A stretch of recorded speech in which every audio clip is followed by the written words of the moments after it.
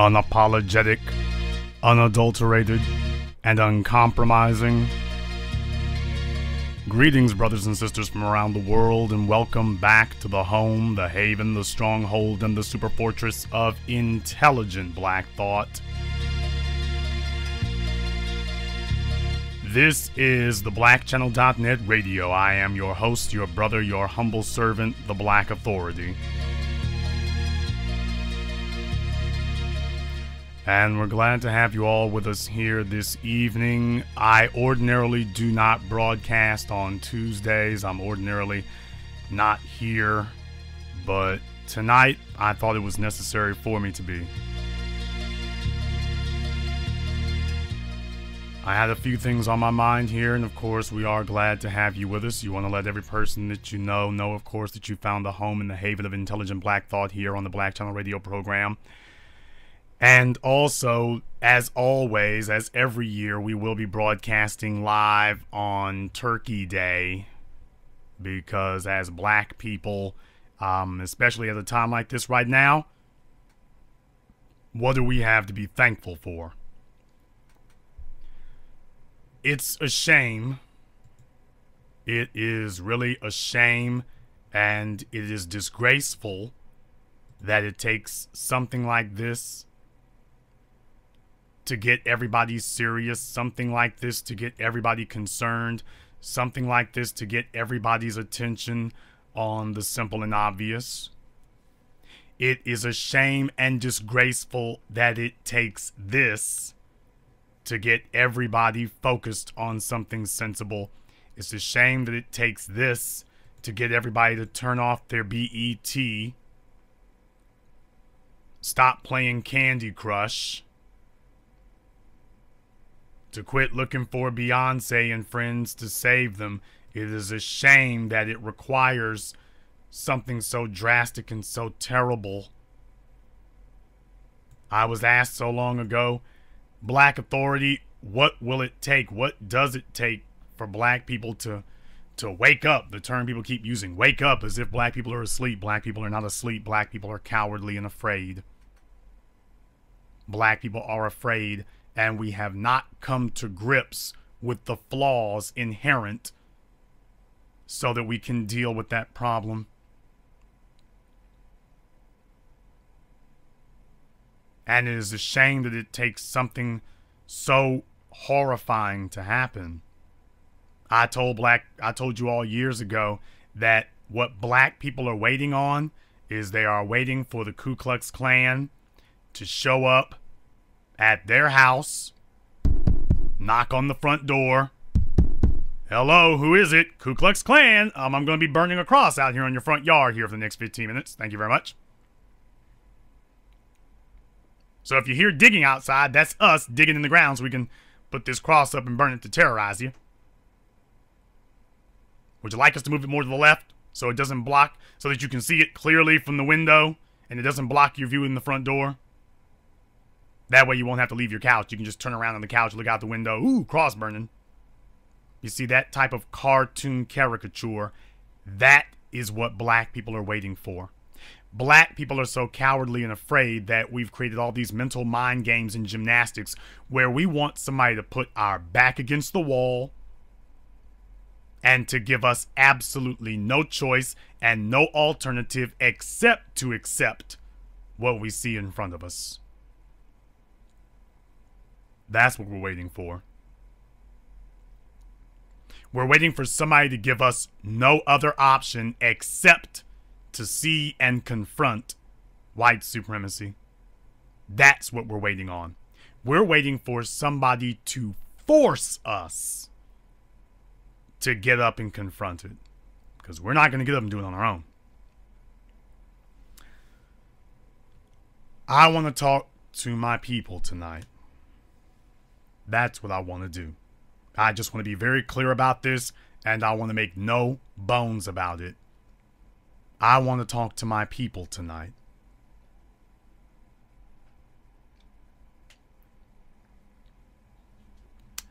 I want to talk about what's been wrong. I want to talk about what we have been and are doing wrong, so that we can finally turn around and face the reality of what we better do now. Because we're already 50 years late. But I want to talk specifically to my people tonight. And that means that I'm going to use language specifically tailored for my people tonight, so that you understand the stakes and the odds that you're up against.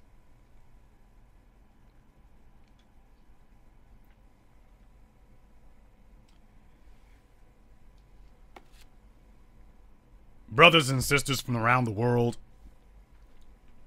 as black people, when we were first met by non-African people, they could see something in us.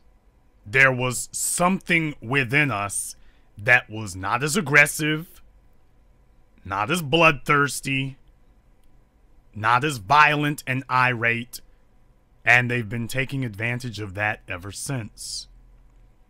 Africa is the only nation on earth, and Africans are the only people on earth that you can do crowd control with a tree branch. You don't need a baton, you don't need guns, you don't need riot gear. Africa and Africans are the only people on earth that you only need a handful of police to corral 5,000, 10,000 people. And that handful of police can do complete crowd control and suppression with a stick. And I don't mean a nightstick. You can do it with a switch.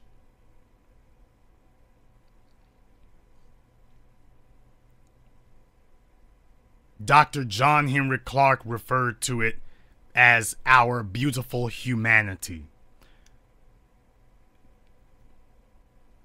But what does it mean to have a beautiful humanity when you are confronted by someone who is devoid of humanity? What does it mean to be devoid of humanity when you are unconcerned about the suffering of other people that you are causing? You have lost your humanity. And as black people, whenever there is a problem, we think about everybody else first. And the problem is, so many of these people, as we've seen in the last few years, as they are murdering our children wholesale, they are devoid of humanity. And I submit to you tonight that it is no longer our humanity that is guiding our actions. It is cowardice and apathy that is guiding our actions now.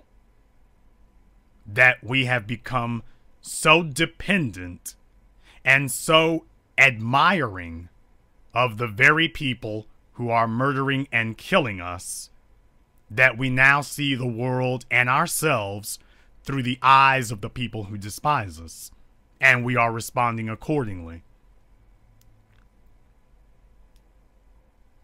You will never in America find a group of non-black people who ask, wait a minute, how are our actions going to affect black people? We need to talk about that first before we talk about anything regarding ourselves. You won't find that anywhere. That happens with black people routinely.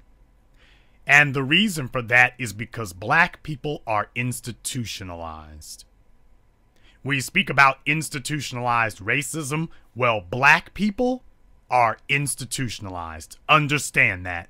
That's not what was, and that's not what's going to be. That is what we are as a group, as a people. We are institutionalized. Now, when you're dealing with prison inmates and you speak about institutionalization, what that means is that this inmate is so conditioned to his environment in prison that he has lost the ability to function outside of it. That he no longer has the ability to self-direct. He has become a part of the institution. He has become institutionalized. He is no longer able to make decisions, define himself, or navigate his existence outside of the institution. And that is what has happened to black people. We are institutionalized. In this white supremacist realm, we are institutionalized. We cannot see ourselves. We cannot define ourselves.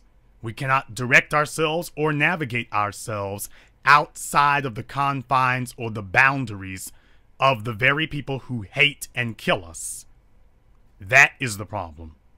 The Darren Wilsons, the George Zimmermans, in our minds and in our hearts, we have more in common with them than we do with ourselves, or at least we actually desire the approval and we admire the individuals who hurt and kill us. We consider their approval to be more valuable than anything. That is what it means to be institutionalized as black people under white supremacy. And that is what has happened to us. That is what we are today, an institutionalized race. I didn't just say institutionalized citizens. I said that the way I meant that. We have become an institutionalized race, unable to define ourselves outside of our oppressors, outside of our butchers, outside of our killers. We are unable to define our existence outside of them. I say unable, but the term that I really mean to say is unwilling. Because this will be a very hard pill for you to swallow, but it's just the truth. Every slave, every servant, every person who is held bound is complicit in his own slavery, is complicit in his own servitude. And black people are co-conspirators in our own enslavement and our own institutionalization. We have been standing next to them for so long that we now believe that their hatred of us, we identify with it. Like Stockholm Syndrome, we identify with their hate of us. And all the things that they like about themselves, we like them. We admire them. We adore them. And all of the things that they hate about us, we hate about us. Now, when I say us needs to be understood that us is a bisected term. Look it up. Us has a dual reality in black people's minds. You see, in black people's minds in America, when we say us, we see ourselves as dark-skinned people, but when we look in the mirror, we think of ourselves as not black. And that is why the brutality that we are suffering, we suffer so easily, because we envision and see ourselves through the eyes of the people who are doing it to us. So we actually agree with them. Yes, you hate me for being black, and you know what? You're right.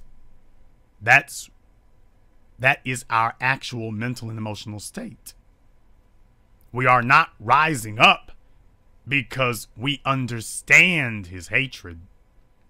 Not only do we understand it, we exalt and we admire it. We actually admire white supremacy for its hatred, for its vitriol, for its butchery, for its savagery. We actually admire it. And here's the part that you don't want to accept. We always have.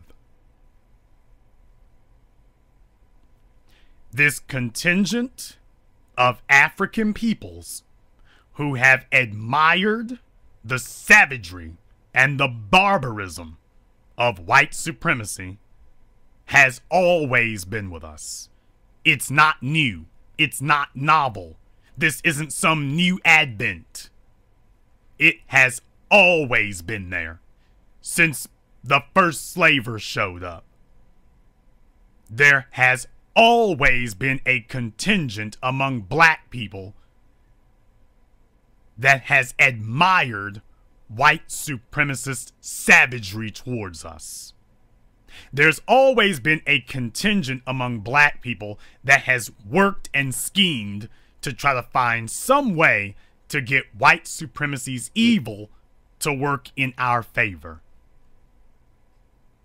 To work even for our own personal benefit to the detriment of everyone else. I think you could even say that our very presence in North America, post-colonialism, post-European colonialism, is a testament to that fact. It's undeniable.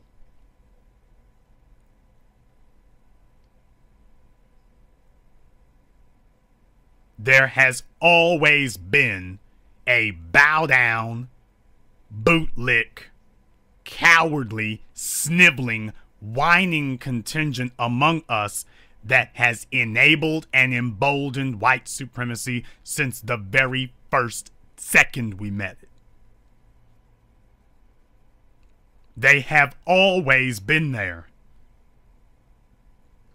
And I submit to you tonight that with the verdict that was just announced in Ferguson, Missouri,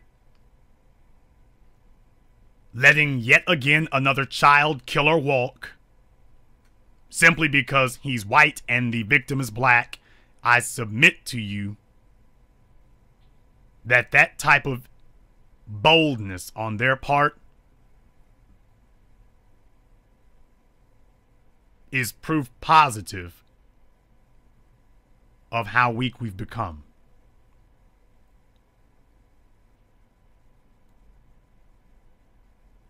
You have plenty of black people around the country who are making the arguments of white supremacy for white supremacy.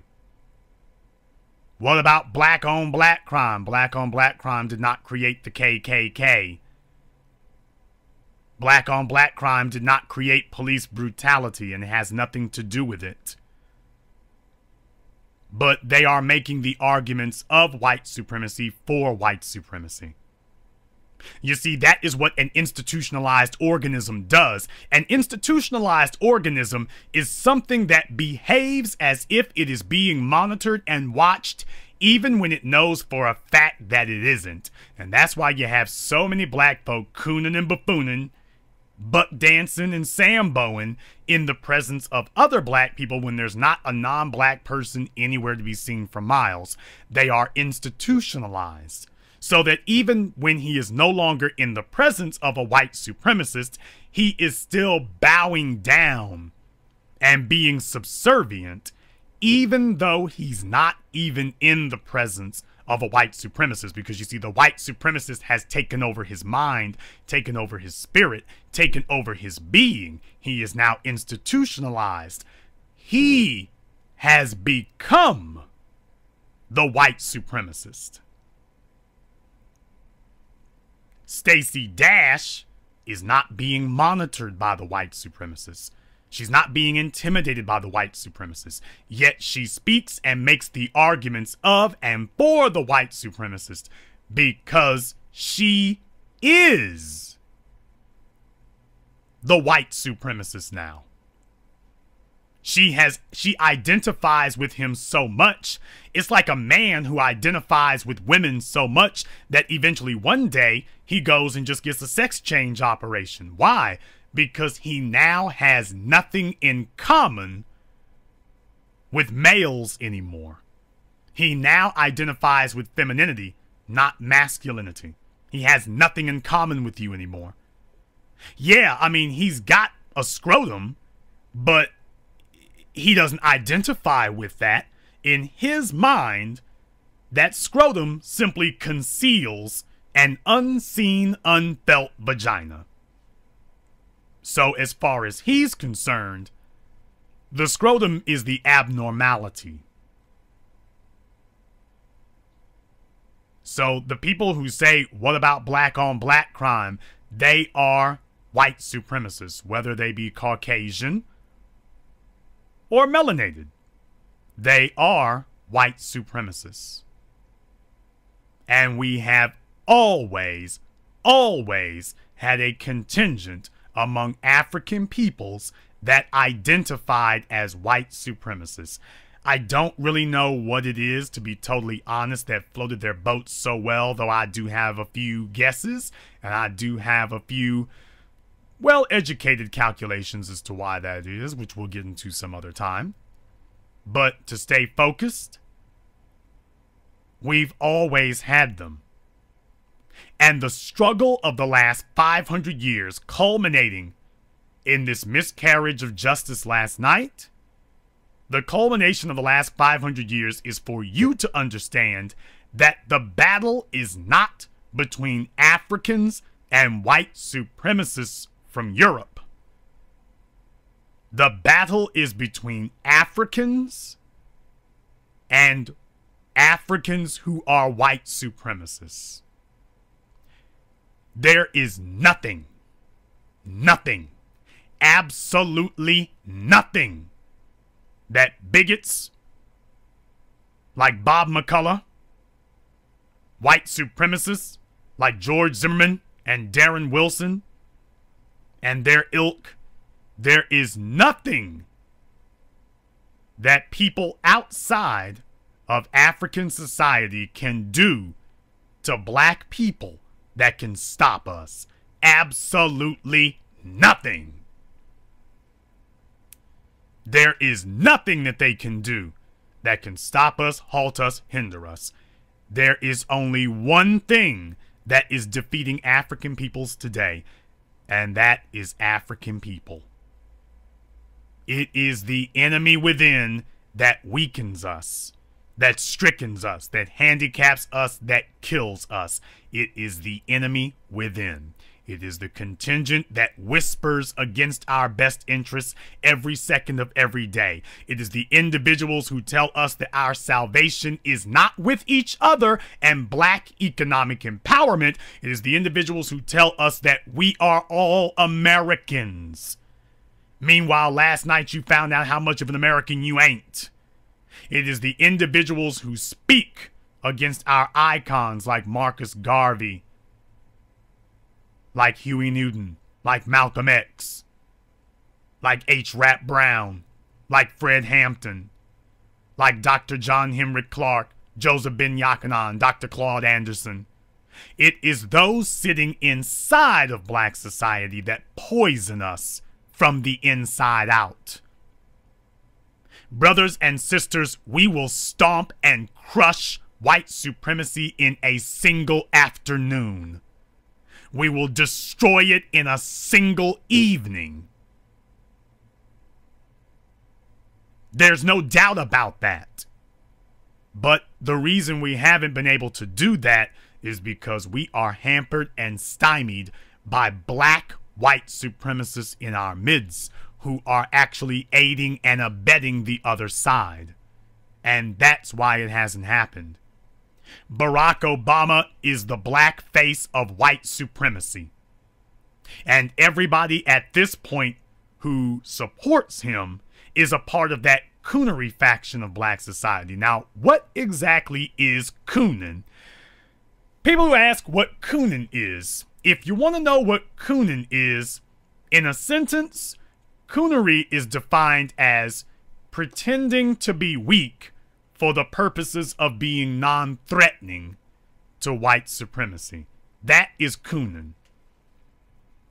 Now, there are a number of different ways that you can start cooning. The most common for black males is to be the jokester, the class clown, the entertainment, the court jester, the damn fool. Black men go through all types of outrageous, outlandish, ostentatious behavior for the purposes of gaining the reputation of being an entertainer.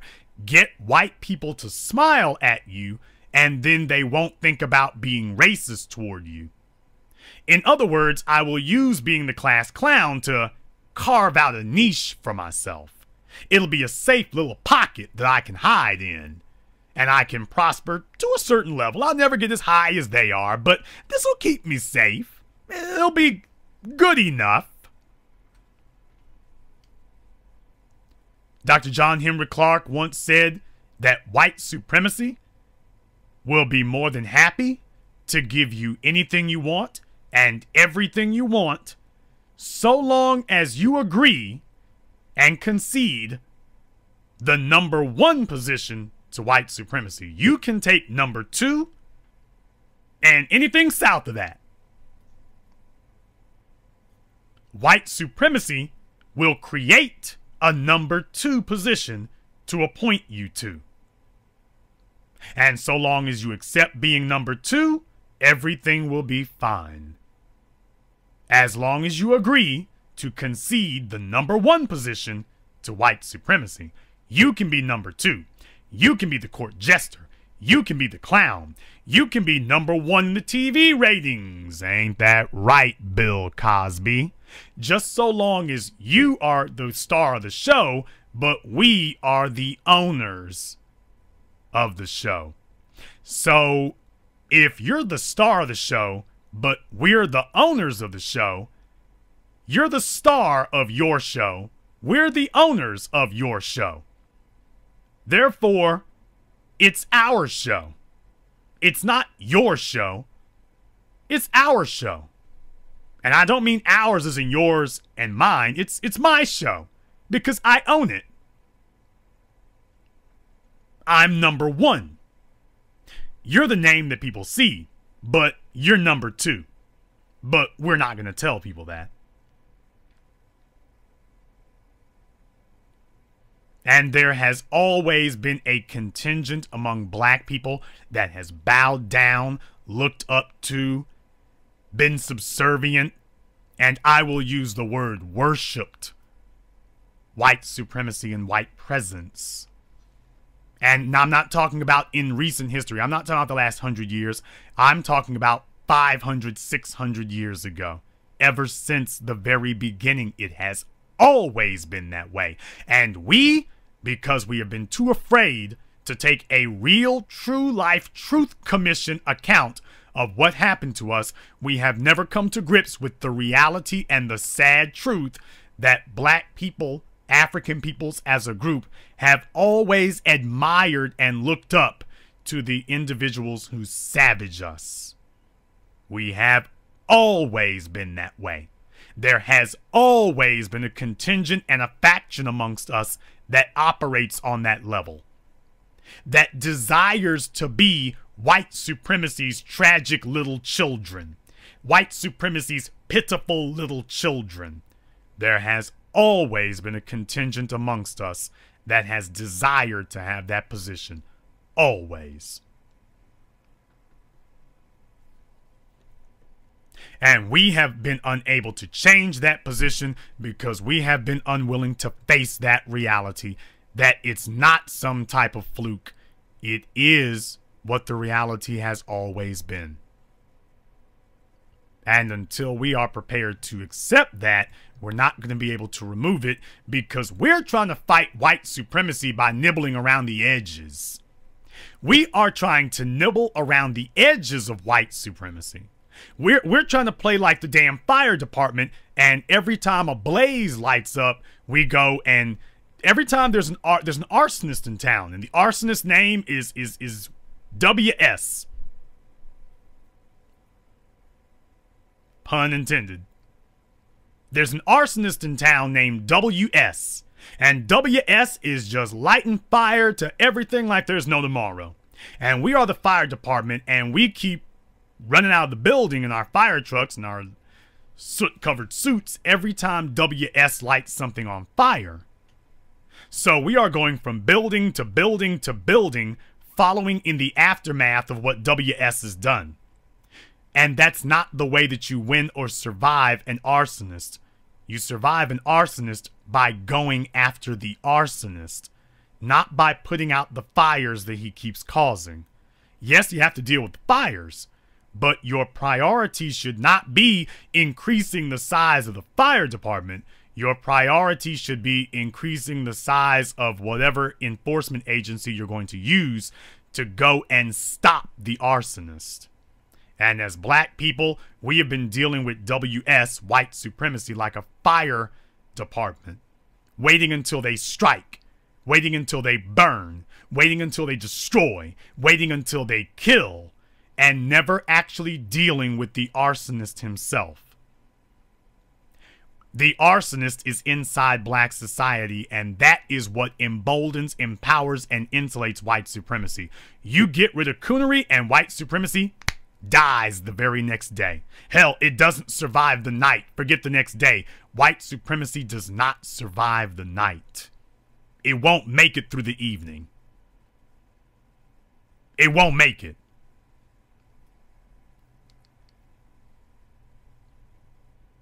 White supremacy is the overarching evil, but the only reason that it has any power over us is because of the adoption of this coonish mindset where we wake up every day, institutionalized as we are. Even though there's not a white person in the room, there's a little white person in our heads. There is a little white person in most black people's heads. And every time we think about doing something on our own, every time we think about black empowerment, that little white person, that little white supremacist in our head thumps us and says, hey, nigga, you can't do that. You can't do that. Hey, don't you see me up here? You're not going to get my approval.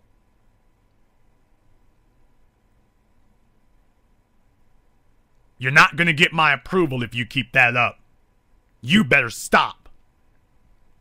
So even though there is not a white person in the room, there is a white supremacist in our heads.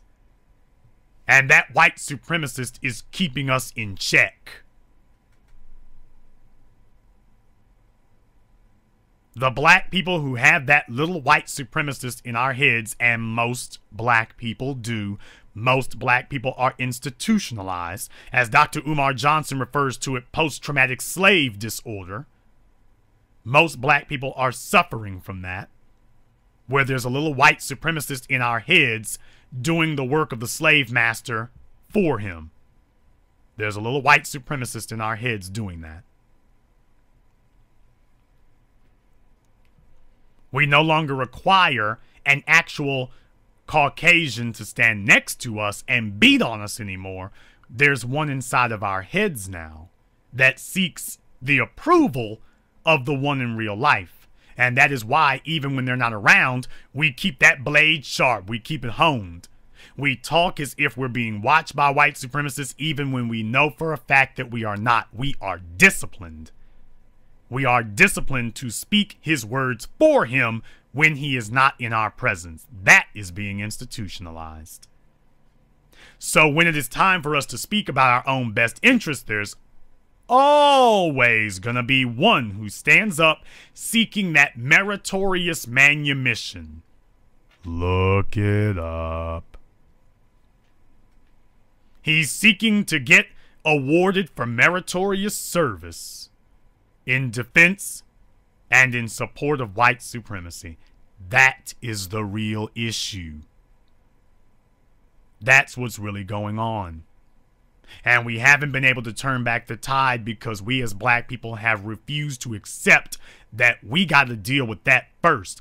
Why do I keep harping on that? Because we as black people have latched on to a dangerous ideology. The idea that we can allow coonery and buffoonery to fester in our society amongst our people like a cancer, like a virus. We can just allow it to sit there and fester and grow, and we don't have to do anything about it. We as black people have told ourselves that we and our coons can coexist.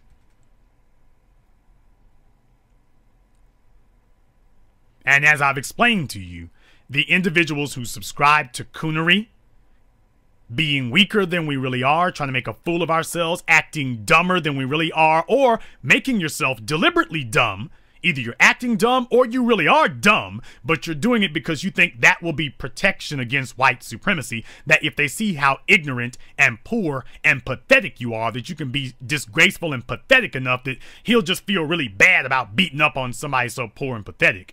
Mike Brown was not a millionaire. How much protection did that give him? Trayvon Martin was not a millionaire. How much protection did that give him? Jordan Russell Davis was not a millionaire. How much protection did that give him? 12-year-old boy in Cleveland just got gunned down by the police. How much protection was poverty for any of them? How much protection was it? Simple question.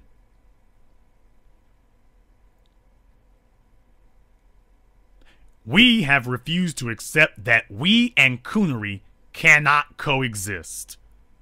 And I hope that the last few years have been a wake-up call to black society as a whole, that the individuals among us who have decided that we don't need to know how to read, we don't need to know how to count, we will depend on white supremacy to do the reading and counting for us, because black folk are supposed to be dumb, because that will make us less threatening and thus make it less likely that we'll be harmed by white supremacy.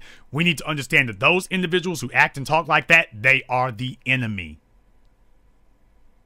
White supremacy applauds them. It thanks them. It claps for them. It celebrates them. Because that is white supremacy's only real line of defense, is to convince you to disarm yourself. That's the only real line of defense that white supremacy has. There is nothing else. There's nothing else. As black people, as African peoples, we need to accept that there are two types of black people: Africans and African white supremacists. Africans who enable white supremacy.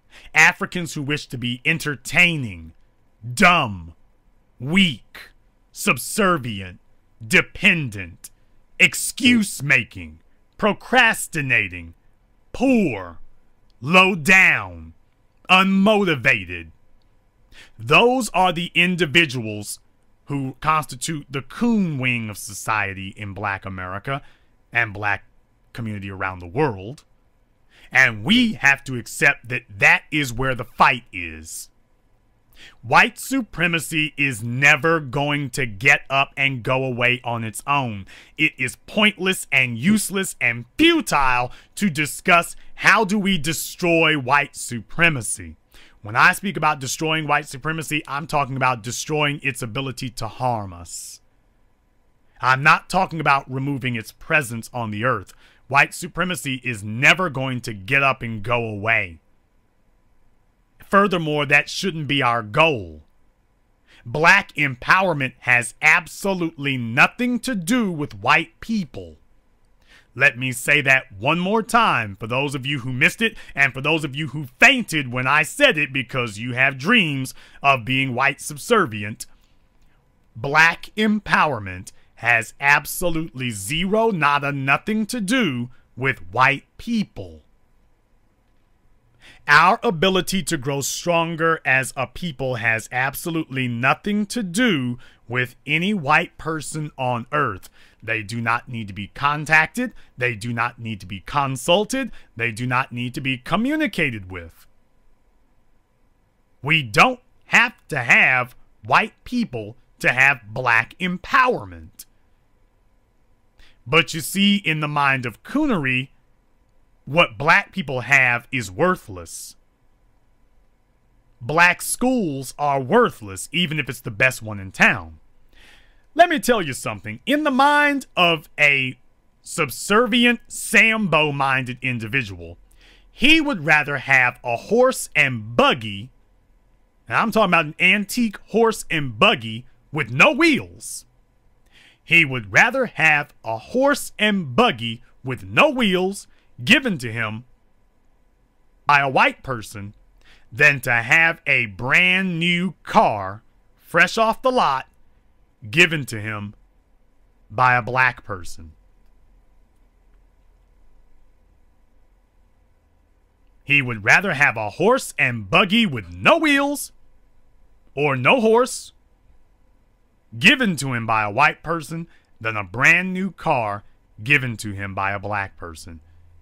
Because he places no value in black people because there is this inferiority complex that demands approval and acceptance. And they are marching all of us off into damnation to satisfy their inferiority complex. Because they don't actually need anybody to come and pat them on the head and say, you a good boy. There's this white supremacist in their head who pats them on the shoulder every time they do something coonish. So that little white supremacist patting them on the back in their heads, that is their reward. You will never be able to vanquish white supremacy, and you will never be able to convince a coon-minded individual that we should stop bowing to white supremacy.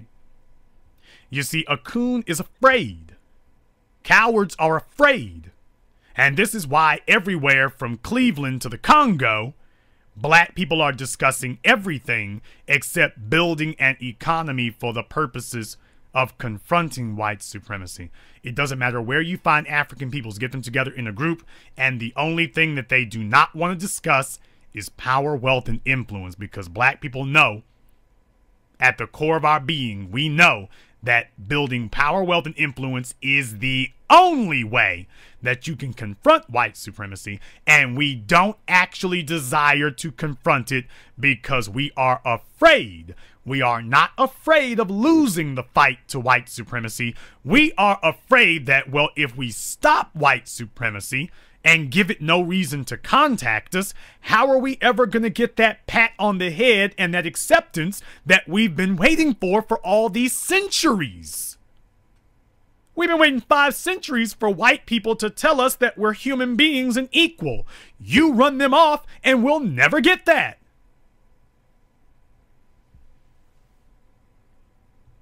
So that is the real reason that they resist us at every turn, because we are saying we need black empowerment and they are saying no, we don't. We need white acceptance.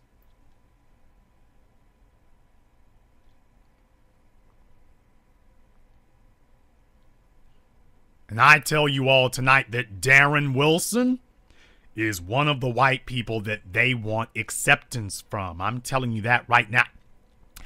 Is there any doubt right now? I will say this tonight. You all think they're rioting and looting, and they're not rioting and looting. It's not a riot, it's an uprising.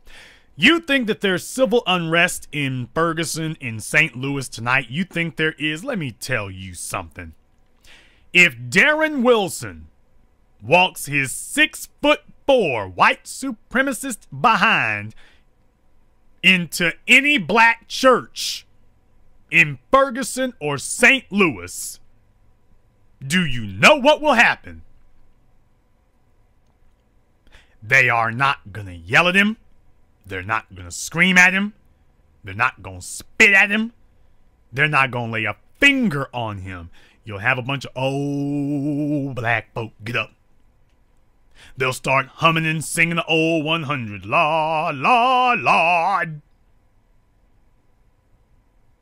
They'll come up and say, Lord, heal Brother Wilson. Brother Wilson. Lord, you taught us to forgive our enemies. We must forgive Brother Wilson. Lord, heal, heal, heal, heal our divide. That's what'll happen. That's what will happen. So stop talking about you're going to have a revolution, because if he walked into your church tonight, the only damn thing you would do is sit there and start singing hymns and pray for his forgiveness, not Jesus's, Darren Wilson's. You'll pray for his acceptance. You'll forget about Mike Brown just that quick. The pastor will get up there and go find every damn twisted scripture that he can come up with. Turn the other cheek, the Lord said forgive, turn the other cheek. Now, at Jason Black's church, we will be preaching only from the Old Testament and the book of Revelation. Those will be the only books that we will be preaching from that evening in my church.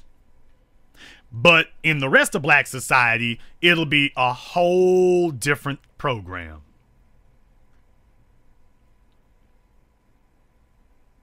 Now, when you realize that that's the problem, then you understand that Darren Wilson is a symptom of your real problem, that you can have a church full of black folk and your first inclination, your first impulse upon seeing this guy is to break out into hymns and start praying. That tells you how buck dancing, subservient, and slave-minded you really are. That should tell you everything. I was watching the coverage outside of the police station last night. There were Negroes out there in the streets.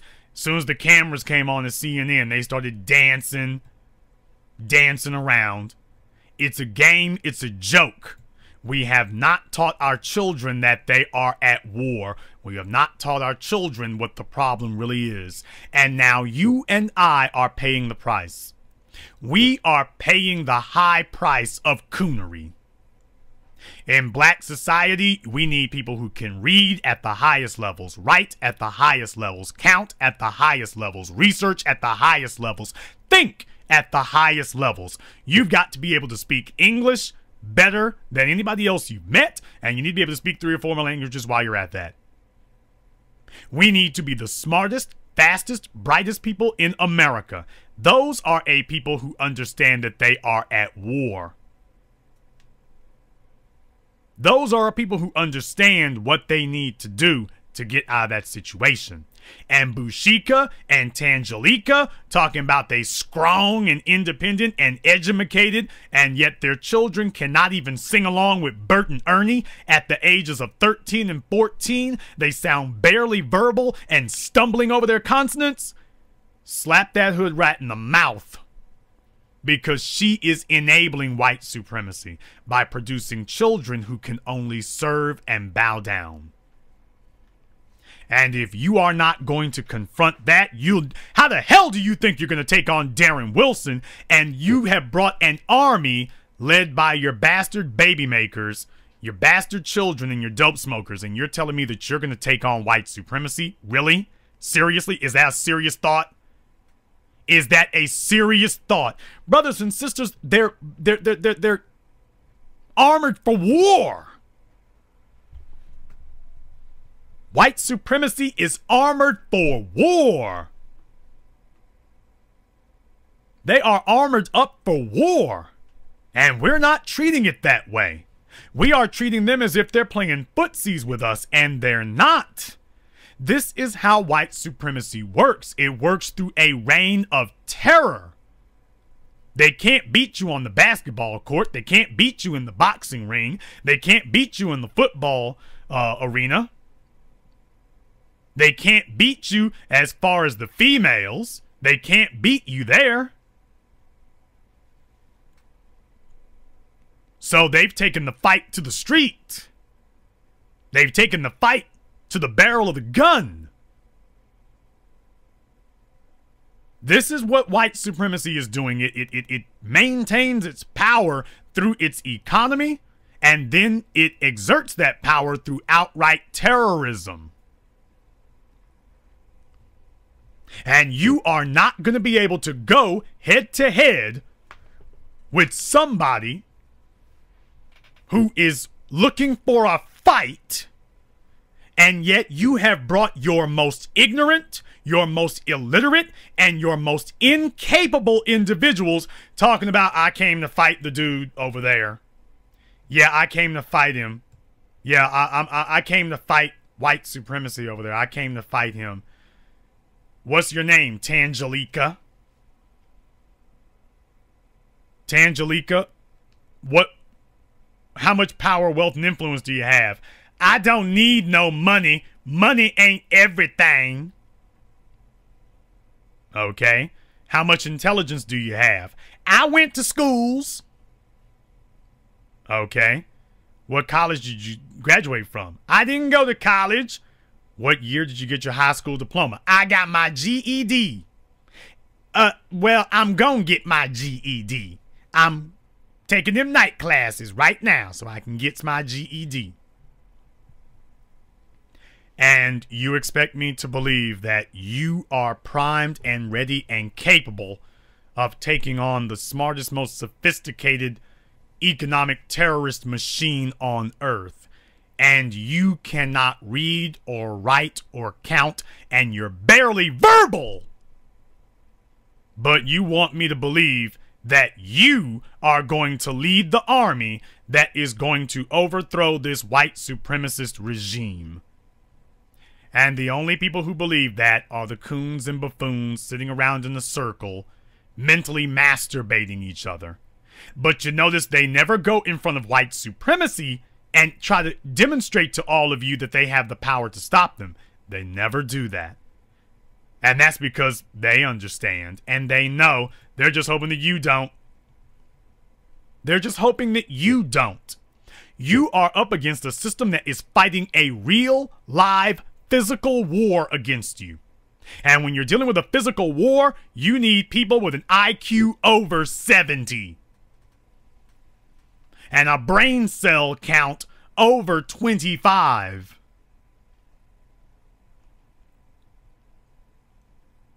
And these people are not afraid of you because they can see what your army is made of. Do you think that Darren Wilson and Bob McCullough and Jay Nixon and all the other white supremacist bigots, Jay Knowles and the rest of his ilk, do you think that they're scared of Shantikia and Chandelaria and Dakarina and Buttfacia? Do you think that they're scared of them? Do you think that they're worried about them? Do you think that they think that their power, wealth, and influence and their ability to oppress black people is in danger because of Sharkeisha? Do you think they're worried about that? And we want to sit up here and say we don't want to criticize other black folk out of some racial solidarity. Let me tell you something. Somebody who coons and buffoons and buck dances and sambos while police are out here murdering our children, you ain't my damn people. You're not black. You're not my brother. You're not my sister. You are the coon wing of melanated people. We are black. We are Africans. You are Coonian. Let's get it straight now. Let's get it straight.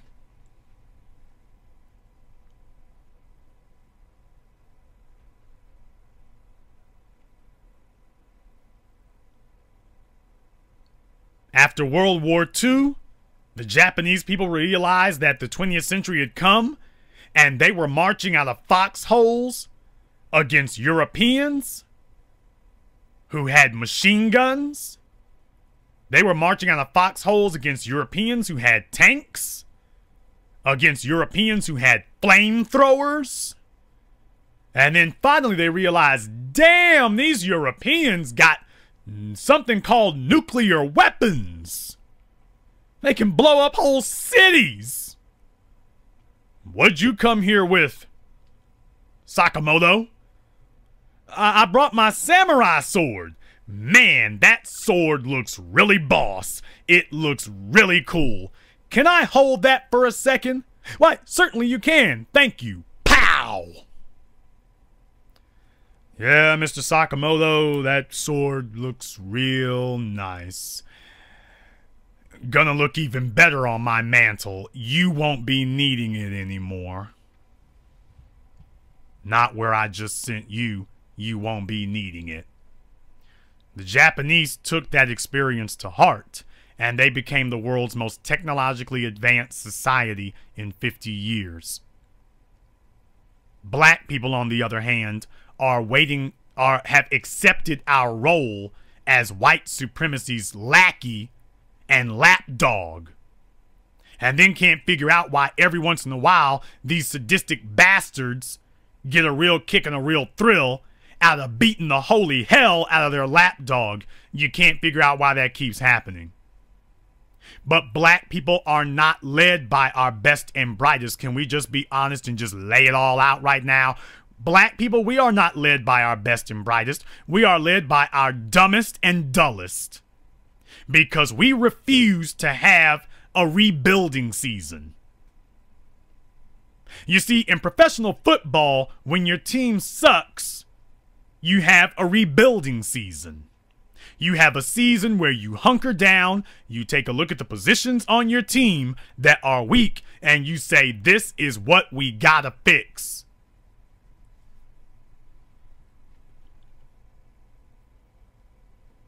If you don't have a good quarterback, you get rid of the one you got. Out with Tim Tebow, in with Peyton Manning. Out with Bobby Hebert, in with Drew Brees. That's rebuilding. That's what you do. But do you know what it means to rebuild? Rebuilding does not mean you keep the same bad players. You cycle those players out, but you'll never cycle those players out if you are too cowardly and afraid to admit that those players are hurting the team.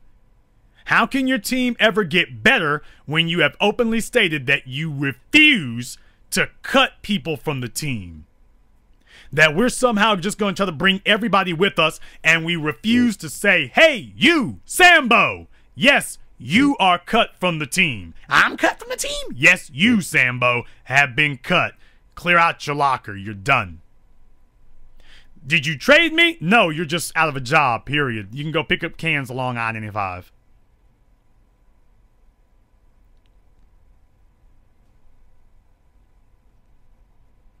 And as black people, our situation is not improving because we are refusing to take the first painful step of actually fixing our team. Can we just admit something, brothers and sisters? Do you know how many losses we've had to white supremacy right now? The two teams playing are black people on the one hand, white supremacy on the other.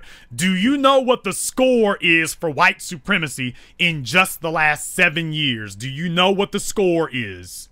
Have you been keeping track of exactly how many points white supremacy has scored against black society in just the last 7 years?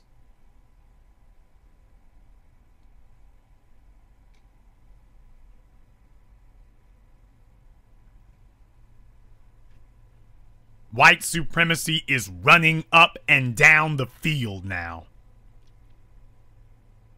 They're just doing laps up and down the field now. Black people are still trying to figure out what an end zone is. Forget where it is. We don't even know what one is. And these guys are up and down the field.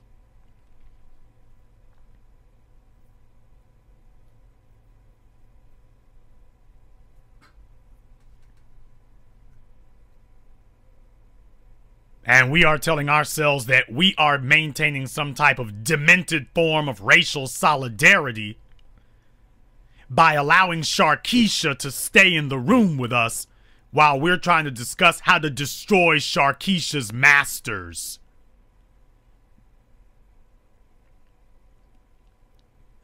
Brothers and sisters, the black team sucks.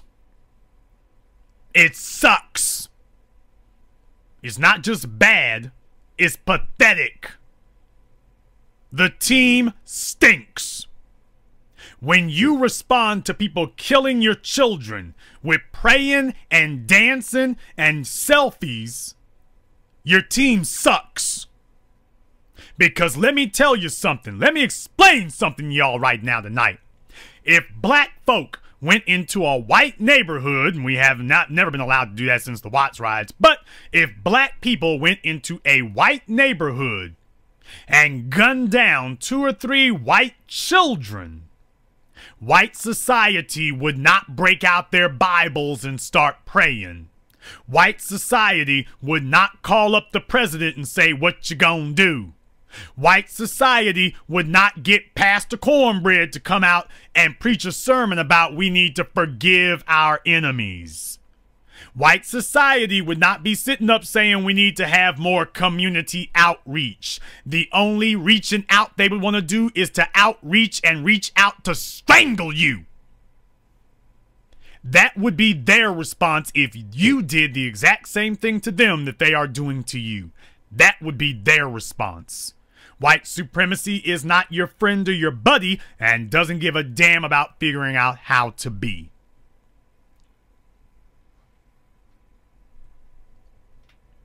That would be their response if you did the exact same thing. That would be their response. So I know that you're not serious about confronting the problem when your response is so radically different from theirs. They're talking about dealing with a physical problem with a physical solution. You're talking about trying to conceal your cowardice.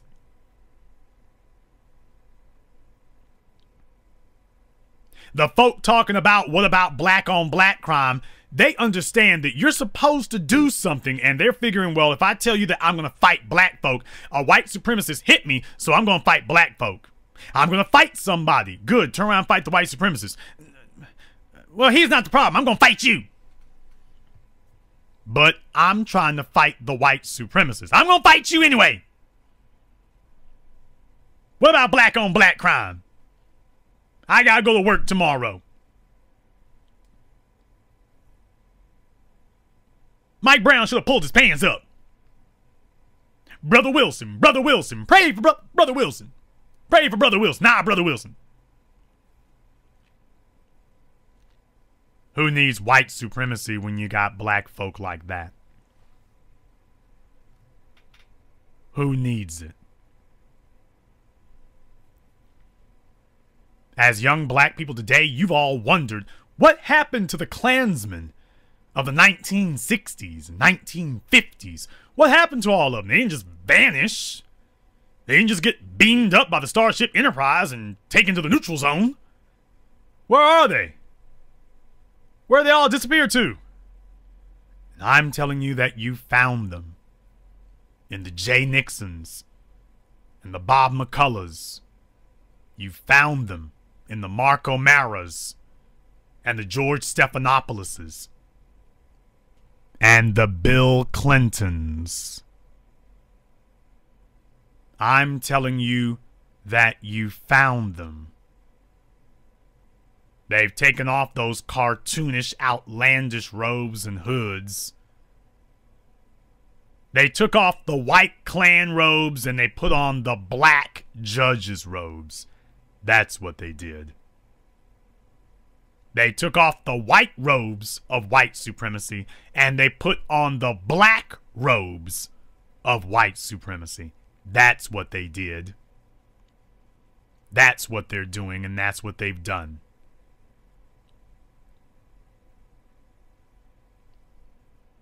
And for these young white males like Daniel Pantaleo, Johannes Meserly, Darren Wilson, what they are trying to do is they are trying to prove themselves worthy of being called white men.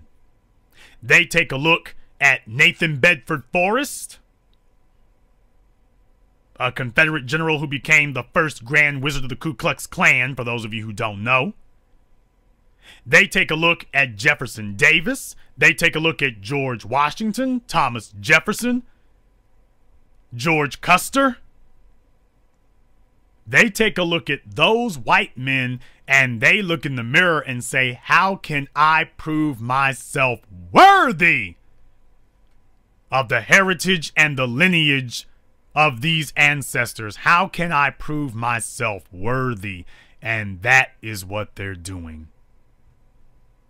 That is the reason for all of this. They are trying to prove their bona fides as white supremacists into the 21st century. That's what this is all about. In the minds of the Zimmermans and the Wilsons and those who support them, they are heroes of the white race in their minds. And what they're saving, quote, saving white people from is the very presence, the existence of black people is the threat and the point that they're saving them from.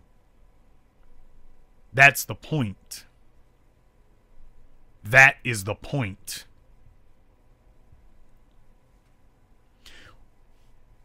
The reason that your efforts to stop them have been so futile and ineffective is because you are not organized.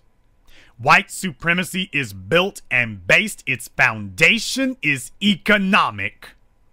And they have done everything, put up every distraction, put together every obstacle erected every diversion that they can possibly imagine. From cell phones to red bottoms to Prada and Gucci and Louis bags, they've done everything that they can to distract you from the only thing that really matters, building an economy so that you can actually stop these problems. White supremacy's foundation is the white supremacist economy. And the only way that you can fight an economy is with an economy. But that presents a problem. That presents actually a very specific set of difficulties.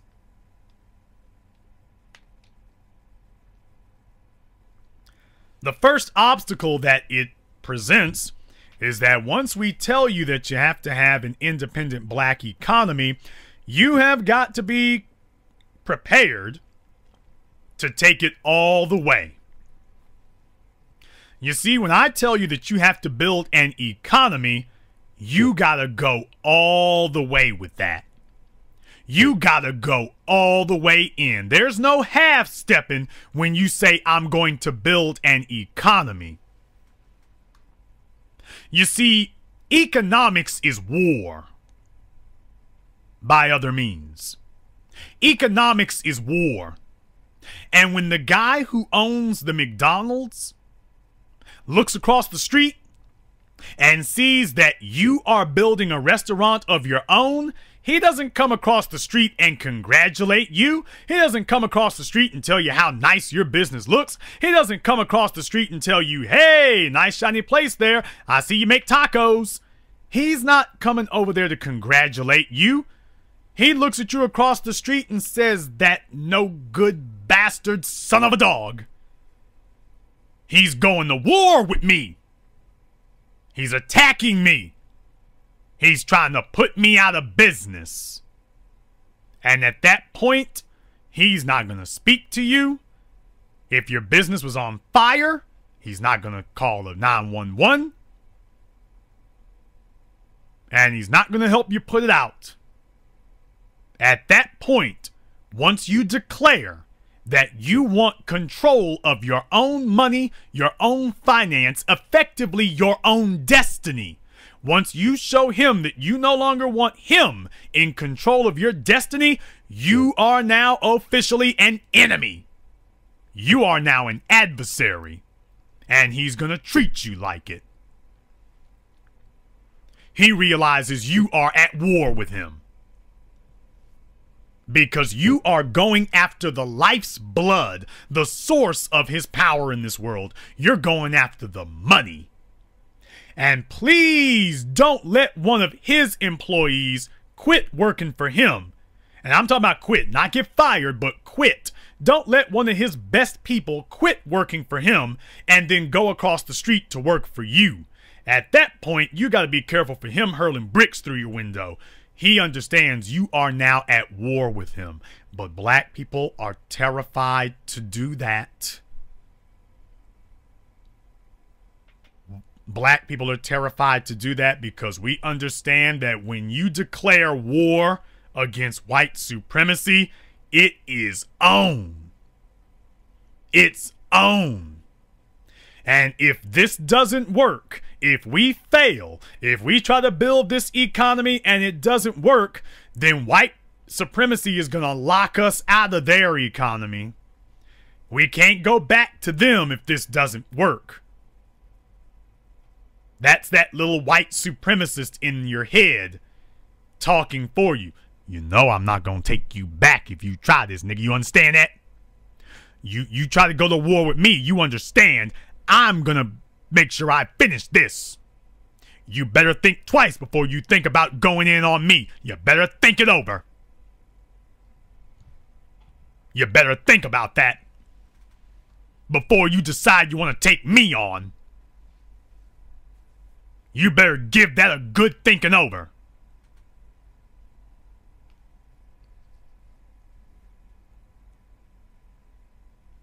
So we understand that if we talk about building our own businesses so that we are not dependent upon the white supremacists who fund the Darren Wilsons and the Bob McCulloughs and the George Zimmermans, we understand we gotta go all the way. We have to go all the way in. It's a one-way trip. You either win or nothing. It's for all the marbles. It's for all the marbles. And we understand that. And that's why most black people are afraid. That's why most black people are scared.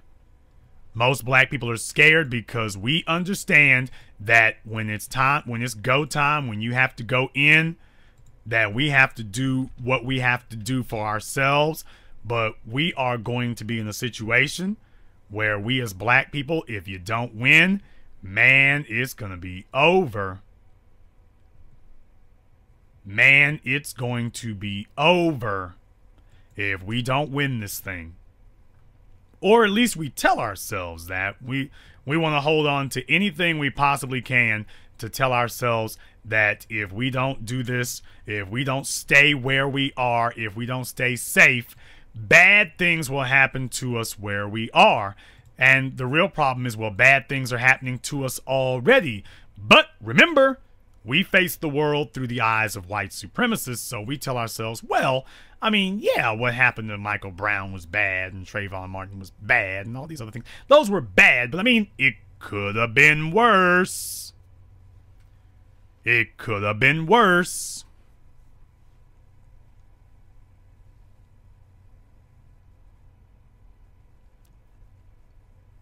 The other reason why black people are afraid to build a black economy that we own and control is because we are institutionalized.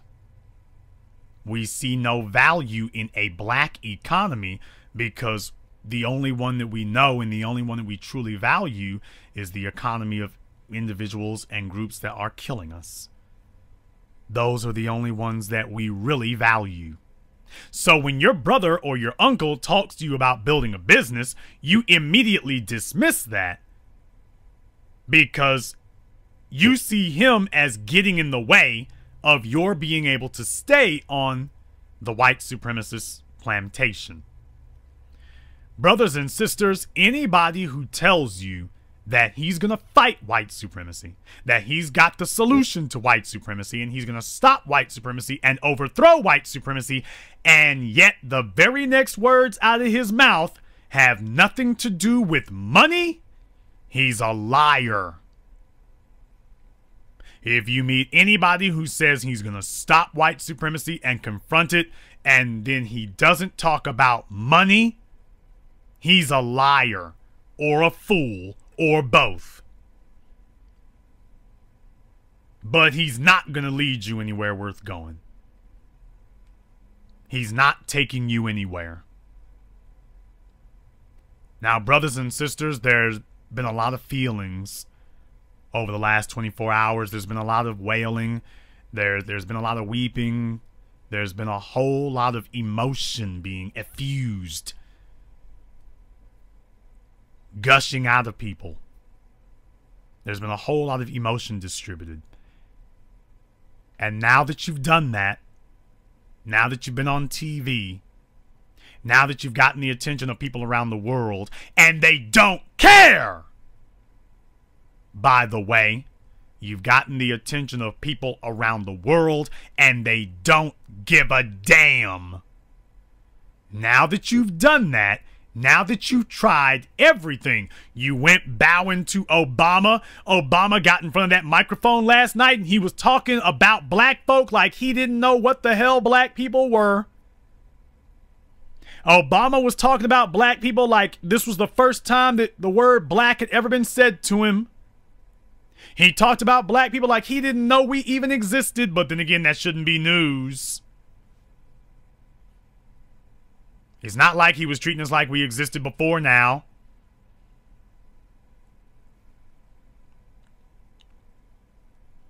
You have tried as much bowing, you've tried as much scraping, you've tried as much marching, you've tried as much praying, you've tried as much protesting, you've tried as much begging, you've tried as much subservience, you've tried as much appealing to the moral conscience of individuals and groups who have neither morals nor conscience.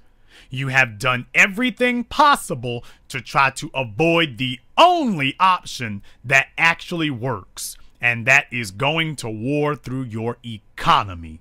That's the only thing you have not tried because you are afraid to try, because you have received your daily bread from white supremacist hands for so long that you are institutionalized to believe that the only bread that is worth eating is that which comes from the hands of your brutalizers. And when people like me talk like I do, you act like we're talking about advanced physics. How do I start a business? That's got to be the most pathetic question in the world. How do I start a business? Meanwhile, they're wearing expensive pants, expensive shoes, expensive hairstyles, expensive handbags, rims on their cars, but asking, how can I start a business? That shows you what a failure we've become as a people, something so basic, and we're wondering, how do we do that?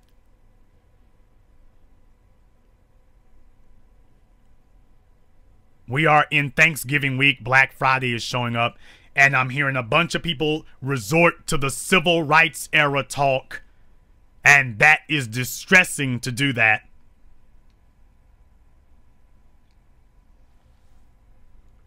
Brothers and sisters, it is time for you to divorce yourself from the ideology, from the phraseology, from the mantras and the slogans of the civil rights era. The civil rights era has failed us. It is time to just speak the truth as it is. John Conyers, John Lewis, Jesse Jackson, all the rest of you, you failed us. You failed us because you refused to engage in the necessary socio-economic hand-to-hand combat with white supremacy when you were our age, and you kicked the can down the road and said, well, let the kids deal with it when they get older. You failed us because you were too cowardly to take them on back then, and you have allowed these lions from your time to become even gigantic, larger beasts. And now they're devouring the children. You are an embarrassment and a shame to us. Because you should have been defeating white supremacy and you refused to do it. You outright refused. And now we're stuck having to deal with an apparatus that is bigger and stronger than it's ever been because when you were young, you refused to fight it. You refused to beat this monster when you were young, and you have engaged in the most heinous form of treason against your children. You refused to destroy the monsters of yesterday. The Bull Connors, the Lincoln Rockwells, the Strom Thurmans. You refused to destroy them, and you left it to the children and said, well, you kids, figure out some way to survive them. We got better things to do than destroy these enemies. So now your enemies have survived long enough that not only did they subjugate you, they're devouring us. I don't talk about the civil rights generation with praise or admiration, 'cause I ain't got nothing good to say about them.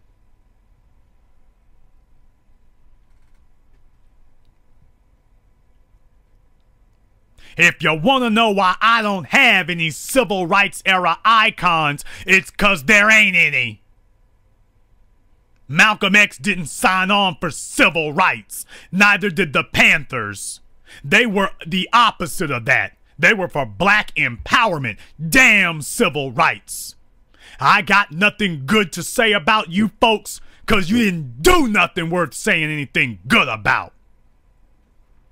You sit around in these mutual masturbation circles, and the only people that you can get to praise you are Caucasian enablers who praise you for how weak you were, that you allowed them to practice their own personal brand of white supremacy unmolested and unencumbered, and they thank you for it.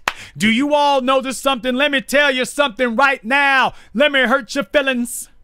Do you all know that Ralph Abernathy, Jesse Jackson, Al Sharpton, do you know something? Jesse Jackson has had his own TV show. He's actually had a couple of them. Al Sharpton's got his own TV show. Isn't it interesting how they do that?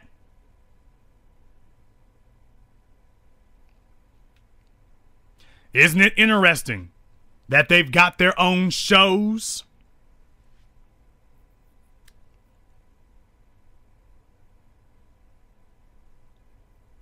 They refused to speak against white supremacy. They let the system roll on unencumbered. And white supremacy rewarded them. Helped Jesse run for president. Gave them their own television shows. Tell me, brothers and sisters of the post-civil rights generation, what have you got to show for it? Where's your show? Where's yours? Those guys got book deals, TV deals, presidential access. Did you notice how much they rewarded them for not fighting them anymore? Or did that just miss you? And now you can't get any of them to talk like that. John Lewis, he was one of the original, quote, freedom riders. The freedom riders who allowed white supremacists to, their claim to fame as freedom riders was letting white supremacists beat them up at their restaurants. That's their claim to fame. They rewarded John Lewis with a lifetime United States representativeship. John Conyers, same thing.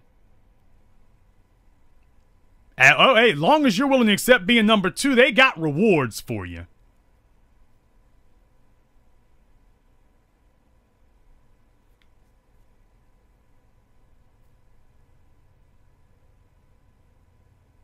They've got a reward for you if you are willing to accept that number 2 spot. They got something for you. And congratulations, nobody has to pay the price except the next generation. The Sean Bells, the Oscar Grants, the Trayvon Martins, the Jordan Russell Davises, the Eric Garners.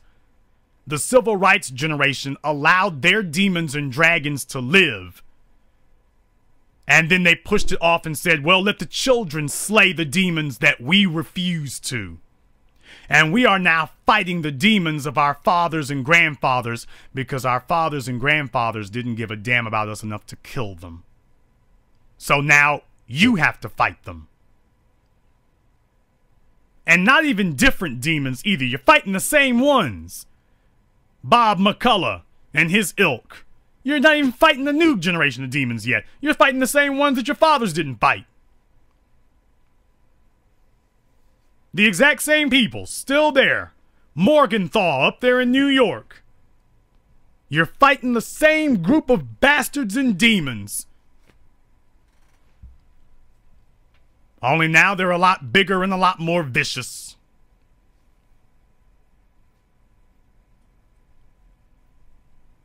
And do you notice the one thing that the civil rights generation, Jesse Jackson, Al Sharpton, only time Al Sharpton ever talked about black folk owning their own business was a script that was put into his mouth by Spike Lee for the movie Malcolm X. That was it.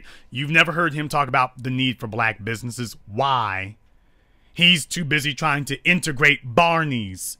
Why didn't he sit up here and tell all those banks that you all need to set up a fund for black businesses in this neighborhood, and let's set up some boutique black businesses across the street from Barney's? Why didn't Reverend Al talk about that? Because he understands that to talk like that is openly declaring war. And at that point, you're going to find out just how powerful a group of enemies you've really made. Because you've declared war. You've gone for the jugular. And they're waiting for you to try that little stunt.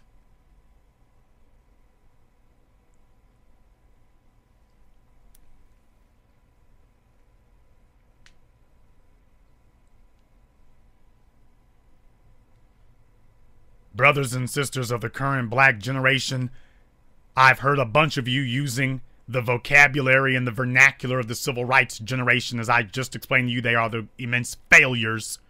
You're using language right now of boycotting. Every time we turn around, boycott, boycott. We need to boycott, boycott. Stop it with the foolishness. A boycott doesn't work. Boycotts never worked. They never worked for black people. I know you're going to talk about the bus situation in Selma. We'll get to that in a moment. Boycotts don't work. And the reason that boycotts don't work is because you never built an economy with which you are able to exercise your boycott. Black people are 1/3 of 1% of the nation's wealth. 1/3 of 1%. In other words, you are barely a couple of percentage points of the Dow Jones Industrial Average. Black America's so-called economy could disappear tonight. Forget tomorrow morning. It could disappear tonight. And the white economic structure would never miss it. Furthermore, as black people, because you have not built an economy, there is nothing that you own within the white superstructure that they are dependent on. There is no good, there is no service, there is no business, there is no company, there is no individual that white business and the white economy is dependent upon to the point that you can call hands and you can throw your weight around. You don't have it. You don't have it. You never built up enough wealth that when you took your wealth off the table, it affected them. Bushika and Chandalika and Akeem and Jamal the Hotep Ra Aman God, they never built an economy. They talked about building pyramids, but they couldn't build an ice cream stand. So since you have no power and wealth on the table that is integrated with the white economy, you can't take anything from them. You can't threaten white people with an economy that you don't actually have. I don't know why so many of you think that that puny-ass $1.5 trillion of economy that black folk got from white folk, actually, you're trying to threaten white supremacy with money that you got from white supremacy. How the hell you think that's gonna work? But black people do not reason like adults. Black people reason from this infantile, very remedial, slow, childlike intellect. Because we don't actually want to take the problems to task. You cannot threaten white supremacy with an economy that you don't even have. We're trying to threaten them and saber rattle with money that we don't even have. What the hell makes you think that they are worried about your puny $1.5 trillion in an economy of $250 to $300 trillion? What the hell makes you think they're worried about you? And the truth is, you don't actually think that they're worried, but you know we got to do something, and so boycott is the only thing you've ever been told. The buses, boycotting the buses only worked because they were dependent on black people as customers for the buses. They fixed that problem real quick, didn't they? They're not dependent on you for anything. They're not dependent on you. Therefore, you want to boycott? Go the hell on! Do you think that anybody is going to miss the black folk who don't show up at Walmart and Best Buy this Thanksgiving Day or on Black Friday? Do you think any of those stores are going to miss the black folk who don't show up? Do you think that's going to hurt their profits 1 percentage point? Maybe 1. Congratulations. You brought it down 1 percentage point. You tell me one store, one business in America that is really going to be hurting if black people don't show up Friday. Tell me. Tell me, I'm listening. Go on and point out to me the business that is just going to die this Friday if we don't show up.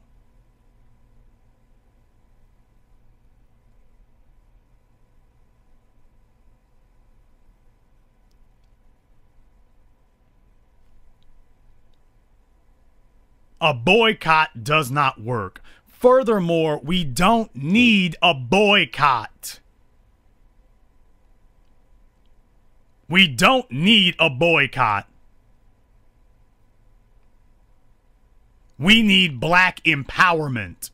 We don't need to boycott white supremacist businesses. We need to patronize, and if we don't have any to patronize, we need to create black businesses. Once you have control of your economy, you can control the politicians and the court system. White supremacy is an economic construct. Racism is an economic construct. The race with a strong economy victimizes and exploits and devastates the race or races with weak economies. That is how it works. And we are trying to do everything, hide behind every chair, duck into every corner, hide in every closet to avoid taking on the adult responsibility of building an economy. So we are trying to figure out, you know what boycotting is? Let me tell you what boycotting is. Boycotting is another way of saying integration. That's what boycotting is. Boycott is another way of saying I'm trying to maneuver and pressure racist whites into treating me like a human being. We've been trying that now for over a century. How's that working out for you? Trayvon Martin, Jordan Russell Davis, Troy Davis, Eric Garner, Sean Bell, Oscar. Well, you get the point now, don't you? How's that working out for you? How's that going? But we as black people do not want to have to spend money with black people because we don't value black businesses because we're institutionalized. Those who are institutionalized. So we talk about boycotts because we'll be damned if we want to give up Calvin Candy's plantation. We like being on Calvin Candy's plantation. We're not trying to get off that plantation. There's a Stephen inside of most black people. And if you ever saw the movie Django Unchained, you know who Stephen is, the house Negro. There's a Stephen inside most black people who is trying to figure out a way to make Calvin Candy humane, but not to leave the plantation. And those of you who want to stay on the plantation, you are now in direct conflict with those of us who are trying to leave. As black people, the only tool that will stop white supremacy is black economic empowerment. This week, tonight, you need to, I said it last night and I'm saying it again, you need to get together with 3 or 4 other black folk. I don't care whether you meet them in your city, in your town, in your state, online, wherever. Find 3 or 4 other serious black folk. Get together with them in your area and say, what are we going to do to build something now? How much credit you got? How much money in the bank you got? What can you get a loan for? Let's get our own thing going. It doesn't matter what it is. If you are a black female, you need to be doing hair at your house. That needs to be the place. You need to be taking care of children until you can build your own daycare. You need to be doing people's hair at your house until you can build your own salon. If you're a black man who knows how to fix on cars, you need to be fixing on cars and moving towards getting your own auto shop. And the reason, let me tell you something. I took you through a natural evolution there. Did you catch that? Did you catch that there? I took you through a natural evolution.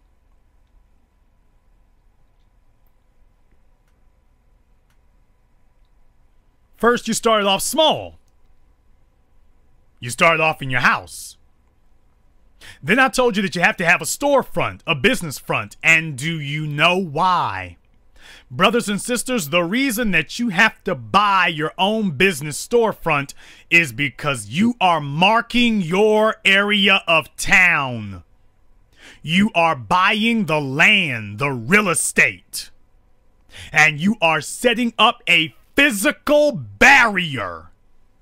You are setting up a physical barrier that marks and designates that this is your part of town. That there better not be a Darren Wilson or a George Zimmerman who comes around here, because we got something for you. And ain't nobody gonna talk, and ain't nobody gonna snitch. Because we own this. This is ours, and we have marked it for what it is. Brothers and sisters, you won't be able to beat a white supremacist and drag the body into that block and leave it there. You won't be able to do it. He's not gonna let you. He's not gonna let you. But you see, brothers and sisters, you don't see this like a war. And in a war, you don't win the war until you've taken land, until you've taken territory. And we ain't got no territory. We're talking about winning a war by seizing no land. We're going to win the war, but seize no land. Absolutely not.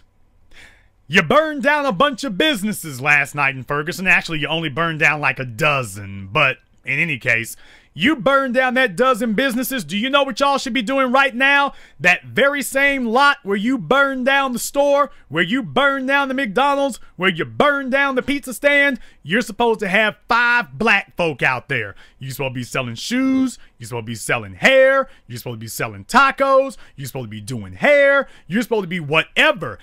Now that vacant block, that vacant lot that you just created, you're supposed to set up shop. You are supposed to set up shop on that. And what are you doing? You are marking that this is our territory now. You are marking that as our territory. That is the purpose and the significance of buying your own real estate. You're marking your area of town. You are marking your turf. You're making sure everybody knows where they're at. Now you can stop the white supremacists. Now George Zimmerman is in a lot of trouble. I'm not going to say what I'm really thinking. I'm just going to say at that point when George comes down the street thinking white supremacy is in full effect, all I'm saying is side of a milk carton. I'll just say it to you like that. I'll just put it to you like that. Because you see, that is how white supremacy operates. They wait until you come on their turf, or they send somebody into you where you live, but it's not your turf. Dr. Claude Anderson has been articulating now for years. There's not one black community in America. A community is where you hold your power, wealth, and influence, where you have a code of conduct, where you control the politicians. A neighborhood is where you eat and sleep. And black folk don't own anything, don't own any businesses, don't own their economy, don't control the politicians. You're just squatters. You're just squatters. So you have nothing to exert your control over. You own you don't have a community. You're talking about exercising community power, and you don't actually have one. All you've got are a bunch of cell phone customers. Everybody's got a cell phone. Everybody's got shoes. Everybody's got handbags. Nobody's got a business. Nobody has control of the capital that buys the handbags and the cell phones and the shoes. That is the problem. So it is pointless to give this talk about boycotting. It's time for us to stop telling our people what to say no to. It's time to start telling them what to say yes to. But most of you don't do that because you don't actually know what to say yes to. Because when we talk about building a business, most of you have no earthly idea where to start. No wonder your response has been so hideously ineffective. And Darren Wilson and Bob McCullough know that.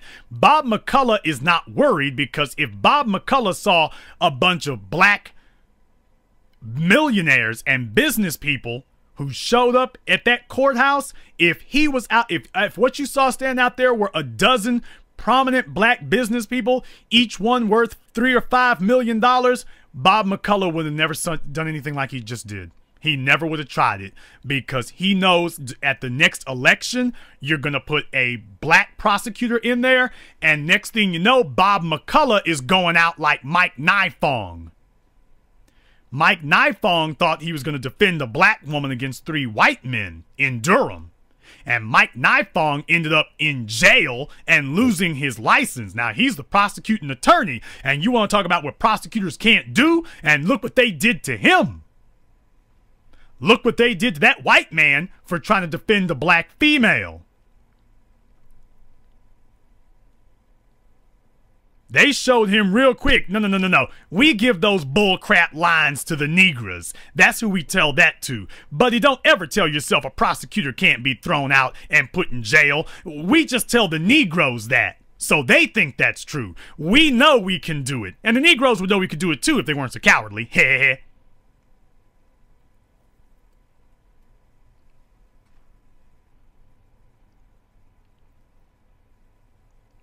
We could do the same thing if we actually had a business apparatus in place. So now that you've done enough wailing, now that you've done enough weeping, now that you've done enough crying, now that you've done enough screaming, now that you've done enough protesting, now that you've done enough praying, now that you've done enough begging, now that you've done enough squealing, now that you've done enough bowing down and being subservient, tell me, now what are you gonna do? Now that you've done all that talking, tell me, what are you going to do now? What are you actually going to do about it?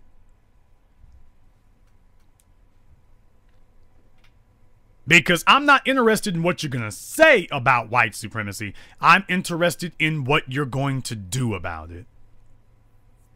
Now, a few weeks ago, the Black Channel was the only place anywhere on Earth that went and got the actual finance records for the Ferguson, Missouri mayor and city council. And we now know for a fact that Jay Knowles spent only $2,500 to run for mayor of Ferguson last time. He says that he won't be running for re-election. It doesn't matter because it will only be another white supremacist who wants to run to take his place. If you want power, we can start there with the money, with the economy. And I want us to find, if you are a black person in Ferguson, I put this call out, I'm still calling. If you are a black person in Ferguson, we've gotten a couple of people to contact us, but we want to know who are the appropriate and reasonable candidates in Ferguson, and we will put together a crowdfunding to fund a campaign for you. We will help put it together. We will help do it. And let's get you into office if you are serious. I want to have a meet the candidates here on the Black Channel. I want us to talk to you. We are serious about it. Let's make this happen. Forget boycotting. This is not about not spending money. I don't want you to not spend money. I want you to spend. I want you to spend. I want you to keep spending it. But I want you to spend it where it counts and where it matters on black empowerment. So who are our black politicians? Who are the black citizens in Ferguson who've been watching this all this time and saying, if I can get a leg up, if I can get a shoe in, I can make this happen. Let's get cracking. Who can we put in there, and we will help finance their campaign from here. This is not the place that complains about the problems. This is the place that solves them. So who is it gonna be? I want you to get in touch with us. If you live in St. Louis and Ferguson, reach out, find them, and then contact me. Let's make this happen. $2,500 That means that for $5,000 we should be able to pick the mayor and half the city council. And actually, believe it or not, half of this, not half, actually, 4 of the 6 city council members, there are 6 city council members in Ferguson, 4 of them spent less than $3,000 combined. They spent less than $3,000 combined. And in the entirety of the Ferguson city government, They didn't spend $10,000 among all the politicians. The city council and the mayor put together did not spend $10,000 running for office. So I ask you, what's our excuse? Somebody in the chat room talked about Antonio French. Antonio French was doing the most shameless amount of cooning that I saw last night. The most limp-wristed, soft-pedaling, talking to the protesters, preaching to them, had nothing to say about police. The protesters, though, he wanted to let them know we're watching you and you all need to watch what you're doing. Nobody's speaking about resistance. Van Jones was defending the people of Ferguson better than Antonio French was. Antonio French needs to go. He needs to go. Your single black politician on the Ferguson City Council, Mr. Dwayne, he needs to go. You ain't did nothing. It's time to have a clean sweep. It's time for a clean sweep. The aldermen, the city councilmen, the mayor, time for a clean sweep. Everybody must go. No more relying on I've been here for so long and I said a couple of mealy-mouthed words on a TV interview somewhere. What you've done is all that matters. It is time for a house cleaning from top to bottom. And I want us to start in Ferguson and move out from there. We want to take the Ferguson mayor, we want to take the Ferguson City Council, and we want that damn prosecutor. We want it all. We want everybody. So get us some candidates and let's make it happen. We will strategize. We'll map it out. We'll work it out. We'll make it happen. But let me tell you something, brothers and sisters. There are some people who think that I'm being too personal. Oh, they hate it. Oh, they hate that I'm calling out names and saying that we need to target people. Is this thing on? Since that upsets you so much that I'm saying names and targeting people, let me take this opportunity to brutally offend your ass some more. Black people are not feared by white supremacists because white supremacists understand something about us that is hideously different from everybody else they've encountered. When Jews got themselves killed in Nazi Germany, Jews wrote down and cataloged every single Nazi. And now today they have taken it even farther. At first, during Nuremberg and everything that came before that, you had to actually be a Nazi officer, a Nazi decision maker. For Nuremberg, the International War Crimes Tribunal, or the Mossad to come after you, you had to actually be a decision maker. Now they want to make it where even if you were just a rank and file soldier in Nazi Germany, that you should get no government benefits. Basically, now they're going to go clean up the elderly old Nazis on their retirement pensions. If you were a Nazi soldier, they want to prosecute you now. Well, they want to persecute you at least. Jews know who their enemies are. When the Jews got killed in Munich during the Olympics, they knew who their enemies were. They knew their enemies by name, and they went after their enemies. They had an enemies list. Black people are afraid to have an enemies list because black people are institutionalized and we are actually seeking the approval of our enemies. Can you believe it? We want our enemies to like us, like a bunch of third graders. We want our enemies to like us as opposed to fear us. So we don't have an enemies list. No wonder we can't change anything, because even when we get organized, we don't actually know where we're going. Brothers and sisters, tell me, why in the hell were there protesters outside of the police station? Shouldn't the protesters been outside of Bob McCullough's house? Darren Wilson's house? You're at the police station, where you're not going to do anything to the police. You're not going to do nothing to them. And furthermore, those cops standing there are not the ones who were doing that. You didn't want to go after your enemies. And as black people, we have been mealy-mouthed, cowardly, trying to avoid assembling an enemies list. And of all the people on Earth, we need to have an enemies list more than anybody, because we got more people who want to kill us than anybody on Earth. And the only people who don't have an enemies list are the people who are the most hated.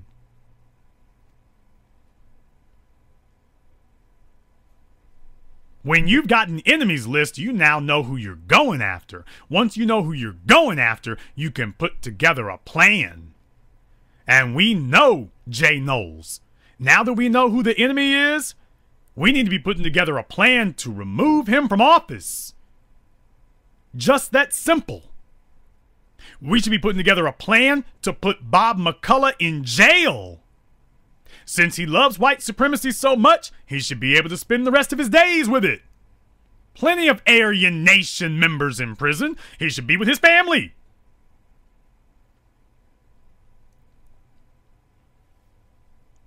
As black people, we need to know who our enemies are. They need to be documented, and we need to be taking action. So I'm saying tonight, what are we going to do about it? The same call I've been putting out. We've got the numbers. We've got the intel. We know who the bad guys are. Let's stop fooling around. And let's get them out.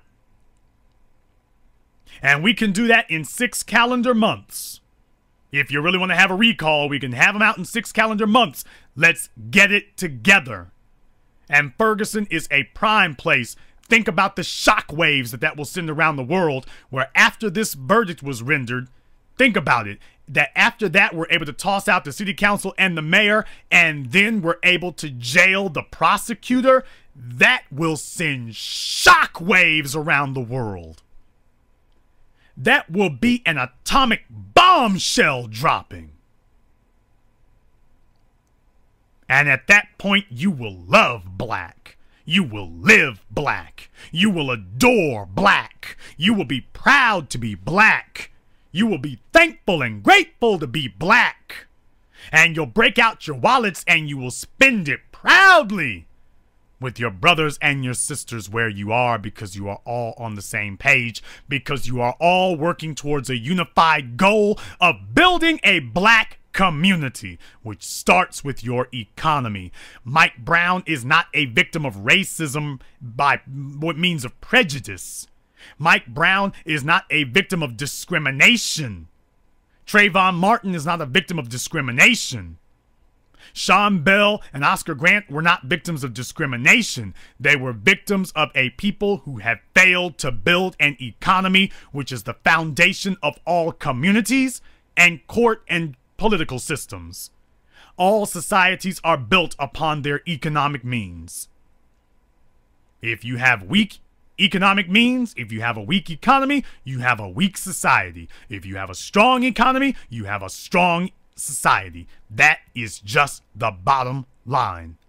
No more of this fairy tale, wishful dreaming talk about we're gonna beat white supremacy with no financing. That's just people who want to sit around and talk. I don't want to talk.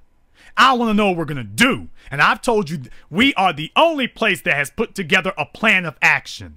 If we get together $10,000, we've got enough money to clean out the Ferguson City Council. Clean it out. And I want to do that, but I want candidates. I don't want to know where Darren Wilson is. I don't want to know where Bob McCullough is. We'll come deal with you later. But we need to understand that your ability to do what you just did is a result of white supremacy's economy. And it's time for us to start flexing our economic muscles. And we can do it in Ferguson in a spectacular way. We can kill 2 birds with 1 stone. We can build an economy and take over a city council at the exact same damn time. And I'm saying let's get with it. I'm with it. I'm with that all damn day. I'm with it. So let's get on it.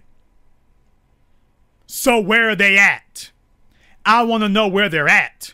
If it's somebody that you know, get at me. Tell me. Let's find out. Let's target people who want to run, and I'll show you how to support them. If you live in St. Louis, Where are our candidates? I showed you the documents of people who ran against Jay Knowles before. Where are those people now? Let's get them out here and let's make it crack off. Let's make it crack off. But we can do this. Now we're going to need to vet them, and we're going to get them to say what they're going to do when they go into office. And then at day one, we are going to expect that the very first resolution to come out of the new Black Ferguson City Council is to remove the police chief immediately, to do racial investigations of every police officer in that police department, including the black ones. We need to investigate all of them to see if there are any white supremacist ties. And then we immediately go after the prosecuting attorney, Bob McCullough. We immediately go after him. Immediately.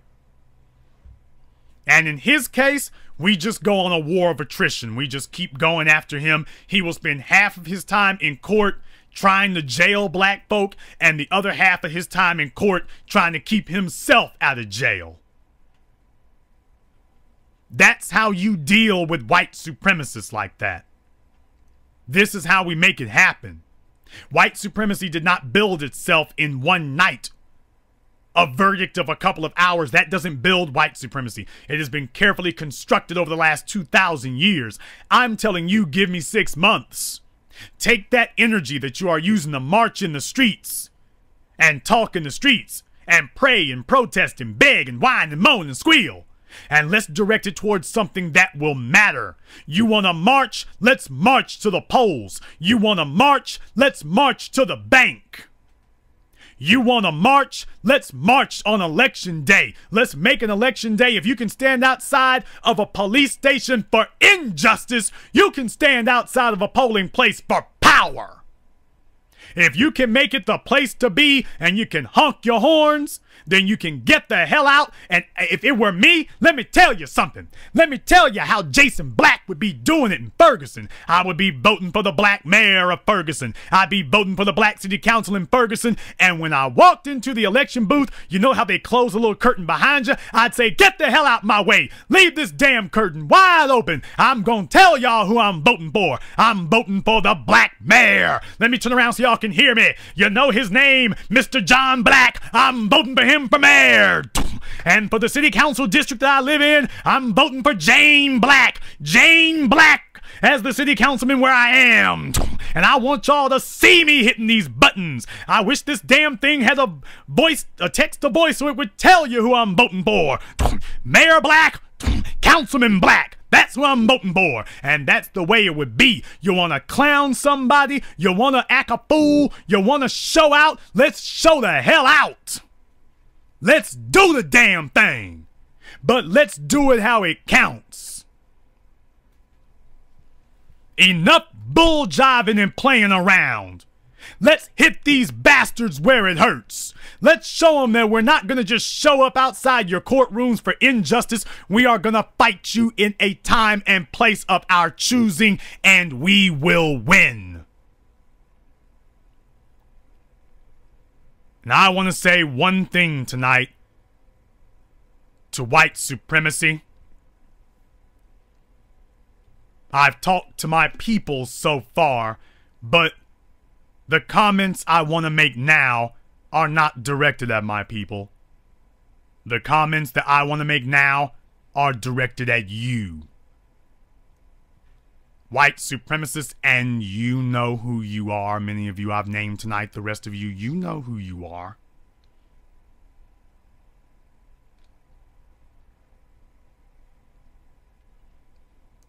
You support George Zimmerman because you dream of a world of black people being murdered. The insane white supremacist fascination and fixation that fueled Nazi Germany is alive and well and in America. And you've been waiting a very long time. You've been waiting a very long time for this moment. To do what you have waited hundreds of years to do now. To do what you see as finishing the unfinished business of slavery, which is the liquidation of your former slave force. And so you've been pushing and pushing, and you pushed. With Dred Scott, you pushed. And with the 13th and 14th Amendments, you pushed. 3/5 of a person, you pushed. With the lynching, you pushed. Jim Crow, you pushed. The KKK, you pushed. Rodney King, you pushed. And you keep pushing. And you keep shoving. And you keep doing it. Now you've gotten so bold. You've gotten so brazen, so blatant with it, that you feel like now it's just its own de facto law. It's just its own de facto unvoted for, unchristened, unlisted, unpublished, unwritten law. That now you can just do what you want to do. That we just live in this white supremacist society. That I'm white and I can just, hey, violating your rights is just the thing to do. You see, you keep pushing. And you keep pushing. And eventually what happens is you get so comfortable doing it that you become so conceited and you become so arrogant that finally, you make the deadly decision to overreach.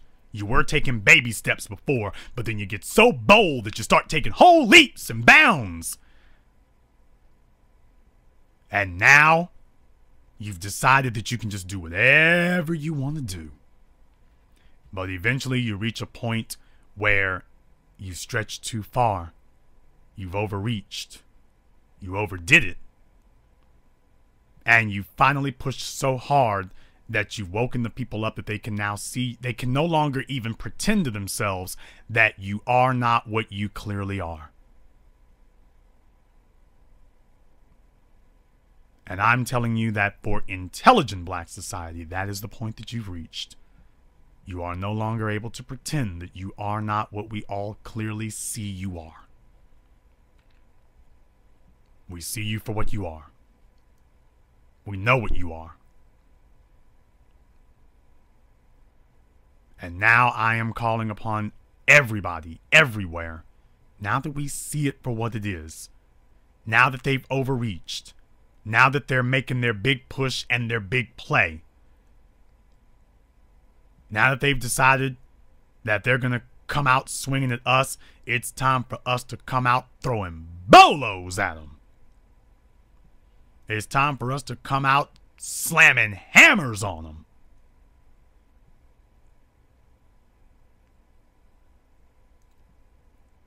That they've reached a point where they've tried to push farther than they ever should have tried before.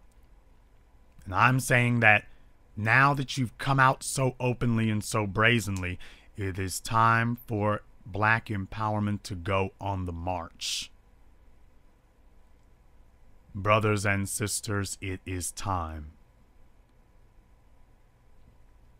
There is only one way to fight white supremacy. You don't fight white supremacy with prayers. You don't fight white supremacy with flinging around your degree. You don't fight white supremacy with begging. You don't fight white supremacy with trying to look as pathetic and weak and harmless as you can be, hoping that they will overlook you because you're so pathetic and weak and harmless. You fight white supremacy with black empowerment. The cure for white racism is black empowerment. That is the cure. Show me a people with a strong economy, and I will show you a people that white supremacy does not dare go near. Because if you got your money together, everything else just kind of falls in place. That's why you don't see a bunch of rich people around the world who are subjugated. The rich people are the ones who make the rules. And I'm telling you tonight that this is now our time. This is our time. If you let it.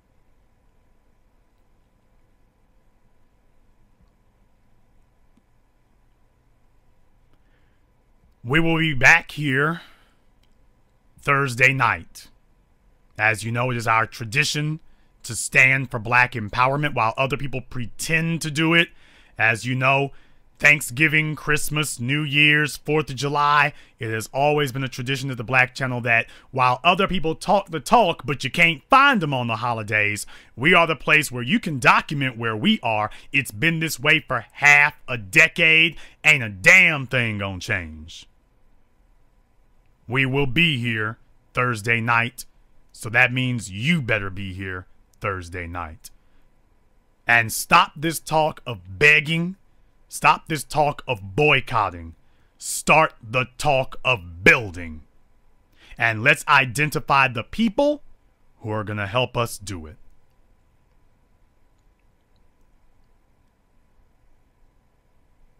And this concludes tonight's broadcast of the BlackChannel.net radio. I am your host, your brother, your humble servant, the Black Authority.